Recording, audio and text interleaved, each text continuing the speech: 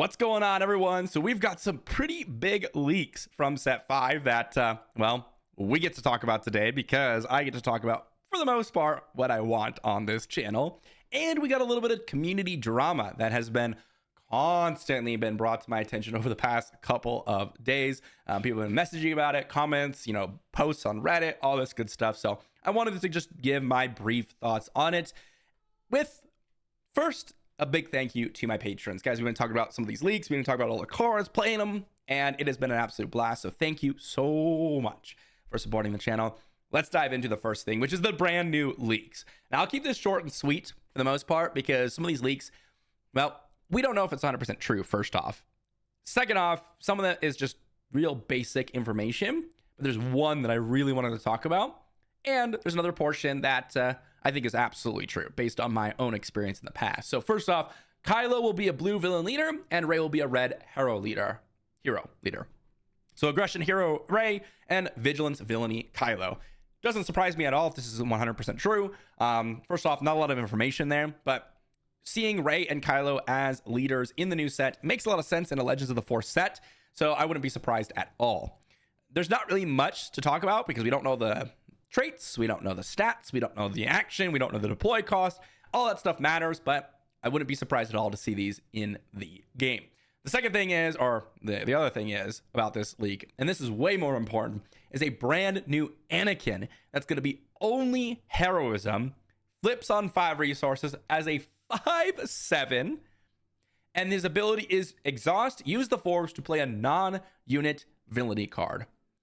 And into his flip side, it's just going to be an action, no exhaust. So first off, mono heroism leader getting a 5/7 body. Honestly, this does make a lot of sense, but I think 5/7, this is the only thing that makes it a little bit unbelievable to me because 5/7 is incredible. If we look back at set 1, one of the best things about Boba Fett was that he was a 4/7 5 deploy leader. This is 1 extra power, which is a massive difference. So that makes it just slightly less believable. However, he has no other aspect, right? So you're not going to get another aspect, which is a big downside. We've seen this with Revan, and I was surprised to see Revan was a 3/6. So this is the only less believable thing for me. If he is a 5/7, this might just be meta because of the leader flip. That's just how powerful that is. But his ability is something that's way more interesting to me. Exhaust, use the Force to play a non-unit villainy card. First off, have to be a Force deck. Okay, great, not too big of a trouble. Non-unit villainy cards, you're playing a bunch of heroism units and then probably a bunch of villainy events, which is a powerful combination, especially if you're going to be playing vigilance, because you get things like Power of the Dark Side, you get things like Super Laser Blast, you get things like, well, all sorts of the villainy vigilance events and upgrades too if you wanted to play those. So that's a really powerful combination. And the best thing about this is if you are playing like vigilance, for example, the new Anakin, this is some of the reason why I do think this is pretty believable, because we have an Anakin that doesn't really synergize with anything in the set so far. Having to play heroism and villainy units in your deck really only works with Chancellor Palpatine. We haven't really seen a deck that molds them all together. This Anakin would. And you would get a 6 to deploy, 5/7 that gives -3/-3 to 2 separate units or to the same unit. So -6/-6. That's insane. And I think it's a huge payoff. So I would love to see this Anakin come into play. Love to see this Anakin come into play. The other portion of this, and another portion why I think this is pretty believable, is FG gave a bunch of content creators and stores access to the full set. This doesn't surprise me at all. Guys, I've been part of a ton of content creator programs, including I got early access to Diablo 4. For those of you that play Diablo, this was one of the biggest games of the decade being released. It had huge hopes. Diablo is a massively beloved franchise, and I got like a month early access to the game. I was one of the few people that actually got early access to the game. You can go check out one of my main channels when I used to record or be a full-time YouTuber.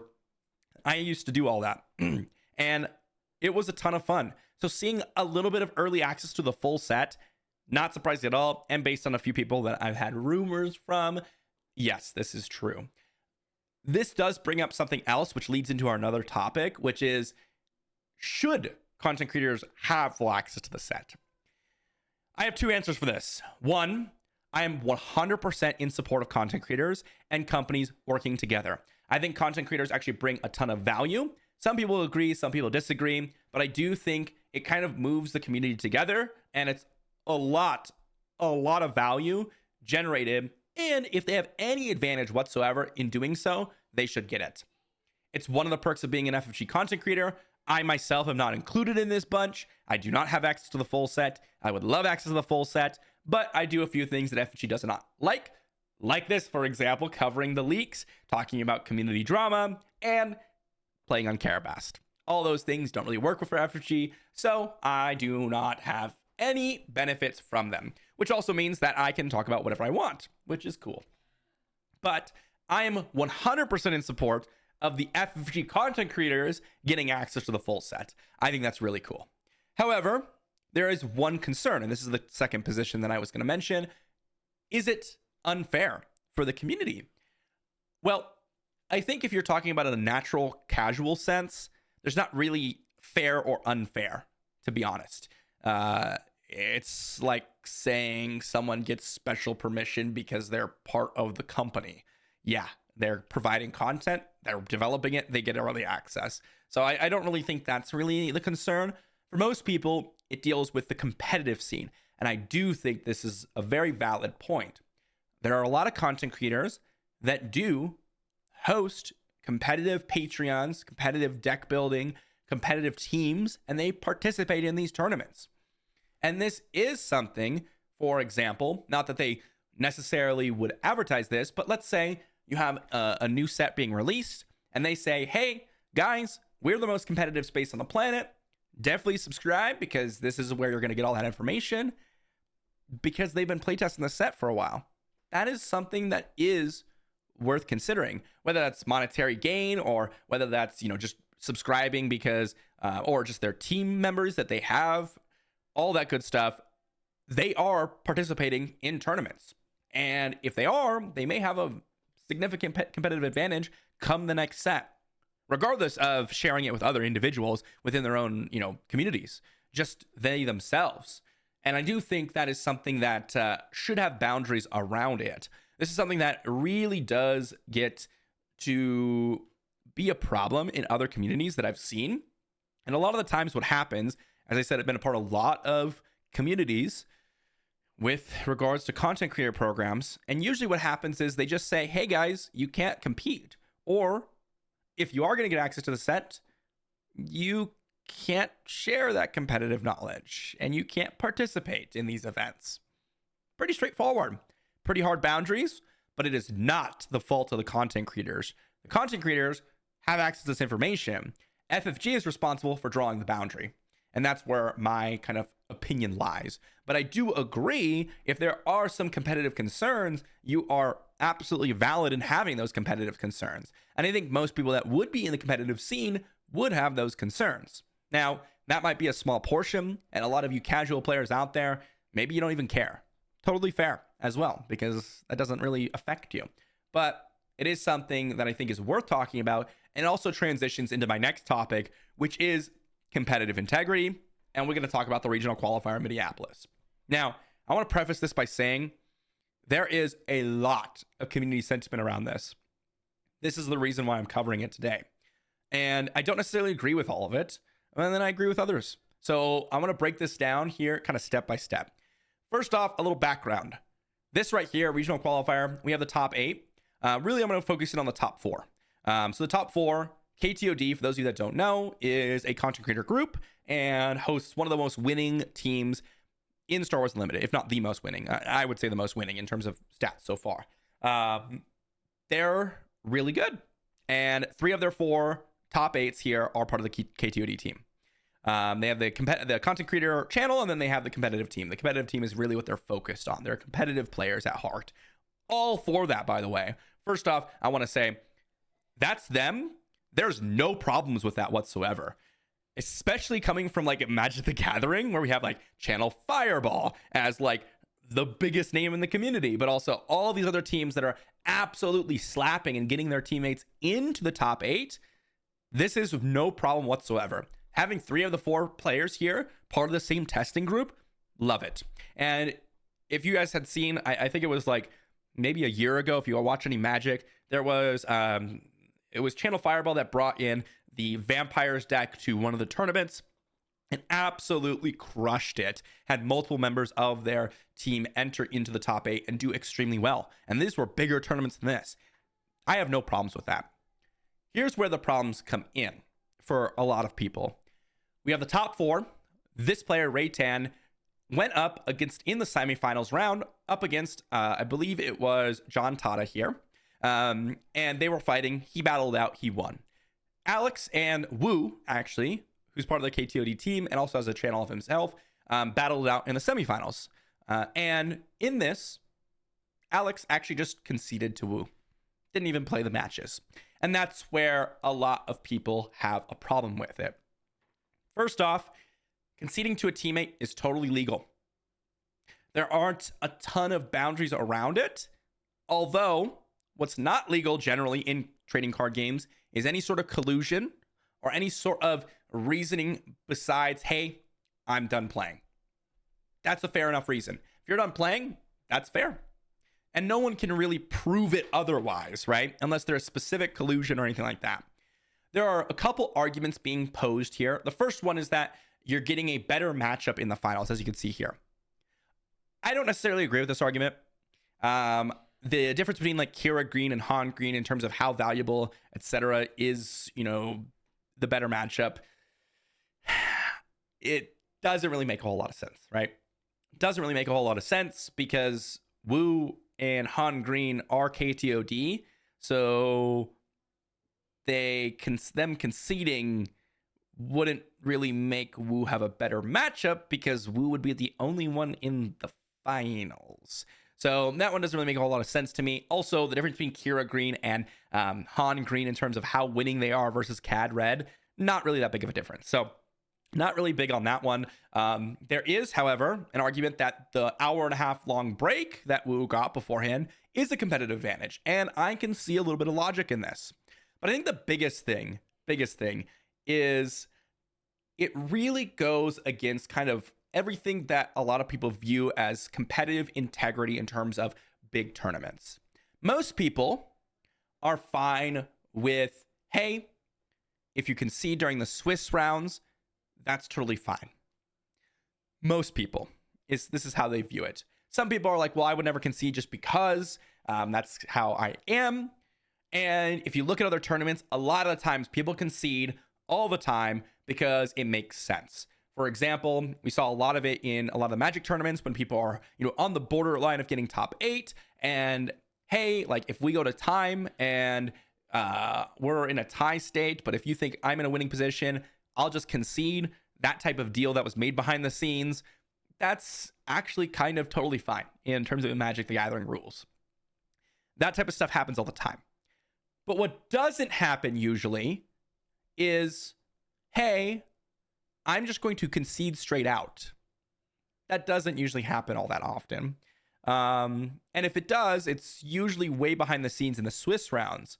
It certainly rarely happens in competitive tournaments, major tournaments in the top 8. That's where the problem comes in. I've watched a lot of tournaments, a lot in other trading card games.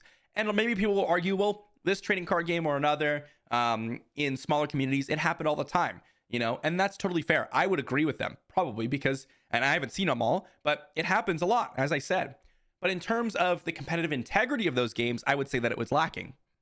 And I would say that this situation lacks a little bit of integrity as well.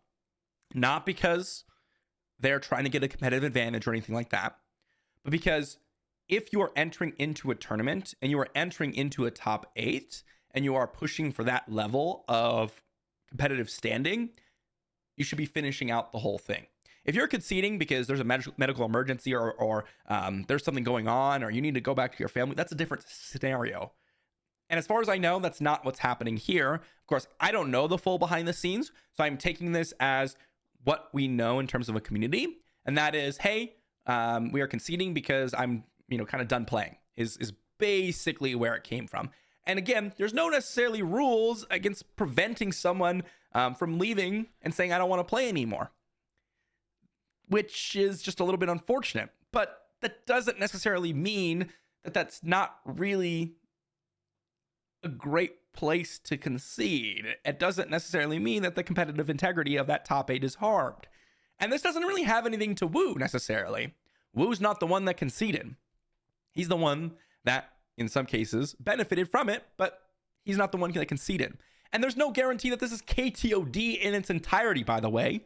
It's just one individual that conceded. So in terms of KTOD's, evaluation or anything like that, I'm not even going to make any judgment on them because I don't know if this was KTOD or just an individual. I'm just basing this on an individual who conceded in the top 8. To me, that sits wrong. And I think that's something that should be monitored going forward, especially from FFG.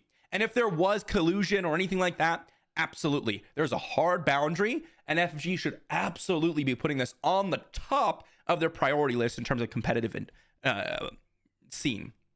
Because the competitive integrity of a competitive scene being in question really harms all facets of it. The watchability, the enjoyability, the actual competitive scene in terms of how many people are playing, the popularity, all of that stuff come into question when the competitive integrity is questioned. So this is something that should be on people's minds. And it's the reason why I'm talking about it today. I don't care necessarily. I think KTO is great, and I think they create great content, but I don't really care necessarily if their team is doing something specific. I care about the scene of its entirety. And this comes in conflict with that. That individual conceding comes in conflict with that. Wu isn't at fault. He's not the one that conceded. No one else is at fault. KTOD is not even necessarily at fault because they're not the ones that conceded. It's just this individual. We cannot really attribute that decision to the team in its entirety or anything like that. And to me, while there is a scene and you do want to win at all costs, and KTOD and a team in general are trying to win no matter what, this type of concession isn't really acceptable in terms of winning at all costs, because that would be collusion. If they are conceding for the intended result of giving Wu an advantage, that would be collusion. And that's not acceptable. So it's winning at all costs, but not for the team necessarily. It's for the individual. Because while teams exist, testing teams, the competitive scene is not about a team winning, unless it's a team tournament. It's about a bunch of players playing and an individual winning. And that's the important part. So I think FFG should really monitor this and definitely put some hard boundaries in. And I could see a lot of the arguments that people are making, right? With the break that Wu got. I could see that there's a little bit of validity to that. And I could see all these other things that people are talking about. At the end of the day, this is just not something that I really support. And I think realistically, there was a bunch of comments and a lot of people have a lot of opinions, but it really boils down to this. Not this whole comment, but basically this right here. Whether the intention, it feels unfair and lame. That's it. Whether it was the intended result of, hey, I'm done, or whether it was, I'm trying to give them an advantage, whatever it is, just not exactly very cool. And I don't really know how else to put it. And people could say, oh, I don't really care if it's not cool or kosher or you disagree with me. I'm here to win. That really deflates the excitement from the community. Because if everyone's just there to win and not actually enjoy and play with integrity and actually be able to go ahead and compete at these high levels and everyone be able to watch, it really just harms the scene in of its entirety. And I think that's the bigger issue. Because at the end of the day, people just wanted to see two great players in Wu and Alex, both of them are great players, by the way, play their game, and they didn't get to see it, which is really unfortunate. So I'm curious to hear what people have to say. I'm also curious to see if FFG is going to do anything about this. As I said, I get to talk kind of about whatever I want and share my opinions about whatever I want. for the most part. Like, I'm trying to be respectful, but I'm definitely going to talk about topics that are prominent for the community at the current moment. And this is one of them. And I do think FFG should probably put in more specific rules in place. Again, I haven't read through the entire manual, so maybe there is, and I'm just saying that they should be enforced.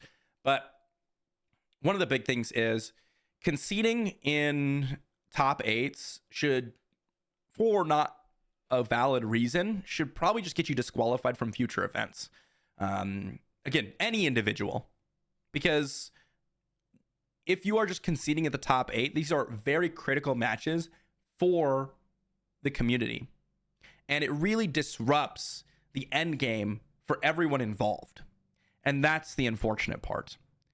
And it's not even necessarily the person's who conceded's fault in some cases, but that doesn't necessarily change the result. And I think that's probably what should happen, is potentially disqualification in the future, just because, again, the competitive integrity is not necessarily being upheld, I should say. But that's just my thoughts. I'm fully ready to get absolutely bashed in the comment section. And I'm also fully ready to hear people saying that I didn't say enough, because that's the way YouTube works. That's the way a lot of the communities work.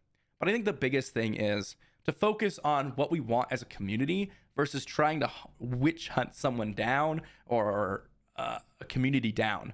Because realistically, this is just the beginnings of our competitive scene. And if this is not something that we address immediately and kind of talk about as soon as it starts, we may have future problems on our hands. And that's something that I think is more important. So let me know what you think in the comment section down below. It's a tough topic. And without all the information, it's hard to say who's in the right, who's in the wrong, right? But at least, my gut feeling and how it looks on the outside, it's not great. I think that's the biggest thing. And I'll see you all for the next one.